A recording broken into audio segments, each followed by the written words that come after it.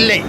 ஆனால் அவர் எதை நினைத்து தமிழ் தேசிய கூட்டமைப்பை உருவாக்கினாரோ அந்த தமிழ் தேசிய கூட்டமைப்பின் எண்ணங்கள் நிறைவேறியதோ இல்லையோ அந்த தேவை தற்போது வடகிழக்கு தமிழ் மக்கள் மத்தியிலே உணரப்பட்டு கொண்டு வருகின்றது. இன்று தமிழ் மக்களது உறுதியான ஒற்றுமையை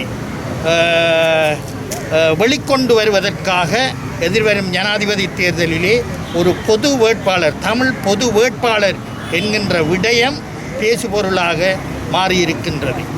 தற்போது இருக்கும் ஜனாதிபதி, 4வது ஜனாதிபதி, மக்களினால் நேரடியாக தெரிவு செய்யப்பட்டாலும் போராட்டம் மௌனிக்கப்பட்டதற்கு பின்பு இருக்கும் 4வது ஜனாதிபதி கூட எங்களுடைய மக்களின் அரசியல் அபிலாஷைகளை பூர்த்தி செய்யக்கூடிய எந்த ஒரு தீர்மானத்தையும் எடுப்பதாக இல்லை.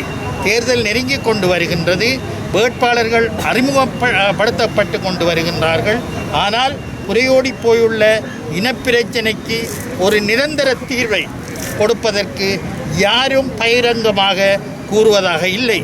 எல்லோரும் தமிழ் மக்களது வாக்குகளை பெற வேண்டும் என்று நினைக்கின்றார்களே தவிர ஆக குறைந்தது தமிழ் மக்கள் ஏற்றுக்கொள்ளாவிட்டாலும் எங்களுடைய இனப்பிரச்சனைக்கு ஆரம்ப புள்ளியாக இருக்கும் இலங்கை இந்திய ஒப்பந்தத்தை கூட முற்று முழுதாக நிறைவேற்றுவேன் என்று இந்த நாட்டிற்கு வடகிழக்கிற்காக இருந்தாலும் சரி, தெற்குக்காக இருந்தாலும் சரி பகிரங்கமாக கூறுவதற்கு எவருமே தயாராக இருக்காத நேரத்தில் கடந்த காலங்களிலே தமிழ் மக்கள் இவர்களையெல்லாம் நம்பி ஏமாந்த வரலாறுகள் உண்டு.